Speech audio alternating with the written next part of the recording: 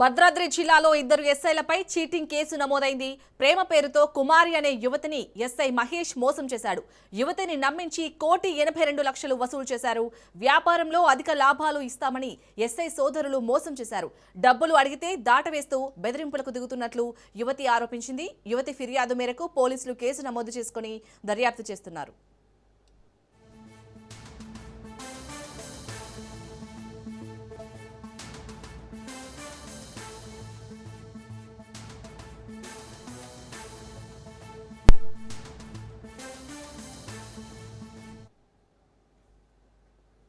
భద్రాద్రి జిల్లాలో ఇద్దరు ఎస్ఐలపై cheating case నమోదైంది.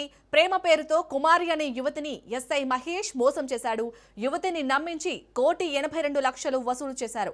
వ్యాపారంలో అధిక లాభాలు ఇస్తామని ఎస్ఐ సోదరులు మోసం చేశారు. డబ్బులు అడిగితే దాటవేస్తూ బెదిరింపులకు దిగుతున్నట్లు యువతి ఆరోపించింది. యువతి ఫిర్యాదు మేరకు పోలీసులు కేసు నమోదు చేసుకుని దర్యాప్తు చేస్తున్నారు.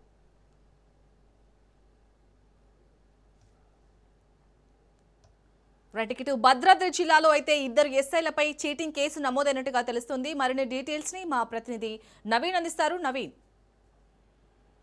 వైట్ షాల్ని భద్రాద్రి కొత్తగూడెం జిల్లాలో తనను మోసం చేశారంటూ ఇద్దరు ఎస్ఐలపై అయితే ఒక మహిళ కంప్లైంట్ చేసిన సంఘటన అయితే చోటు చేసుకున్నట్లుగా కూడా చూడవచ్చు. మనం చూసుకుంటే ఏదైతే తారపాకకు చెందినటువంటి బుక్య కుమారి అనే మహిళ వద్ద ఖమ్మంకు చెందినటువంటి ఎస్ఐలు మహేష్ మరియు రాణా ప్రతాప్లు ఇద్దరు కూడా అంటే బిజినెస్ చేద్దామంటూ 1,82,00,000 తీసుకున్నారంటూ కూడా తీసుకున్న తర్వాత ఏదైతే వీరిద్దరి మధ్యన సన్నిహిత్యం ఉండడం, అదేవిధంగా వ్యాపారంలో పెట్టిన కొన్ని రోజులకే 35% లాభాలు చూపెడతామంటూ కూడా ఈమె దగ్గర నుంచి డబ్బులు తీసుకున్నారంటూ డబ్బులు తీసుకుని చాలా ఏళ్లు గడుస్తున్నా కూడా వారిని అడిగిన వారిద్దరు ఏదైతే ఎస్ఐలు వారిద్దరు కూడా బెదిరింపులకు పాల్పడుతున్నారంటూ ఈమె ఒక కంప్లైంట్ రేజ్ చేసినట్లుగా కూడా చూడవచ్చు. అయితే ఈ సంఘటనకు సంబంధించి ఇటు మహేష్ మరియు రాణా ప్రతాప్లతో పాటు తండ్రి కూడా ఉన్నట్లుగా కూడా ఆమె ఈ యొక్క కంప్లైంట్ లో చెప్పినట్లుగా కూడా మనం చూడవచ్చు. అయితే గతంలో ఏదైతే ఈ డబ్బుల పరంగా అనేక సార్లు వీరిద్దరు ఎస్ఐ అంటే ఇద్దరు ఎస్ఐలపై వీరిద్దరిని కూడా డబ్బుల గురించి అడగగా వీరిద్దరు అంటే అనుచితంగా మాట్లాడుతూ బెదిరింపులకు పాల్పడుతున్నారంటూ మహిళ అయితే ఆరోపిస్తుంది. అయితే ఈ ఇద్దరు ఎస్ఐలపై గతంలో ఏదైతే ఖమ్మంలో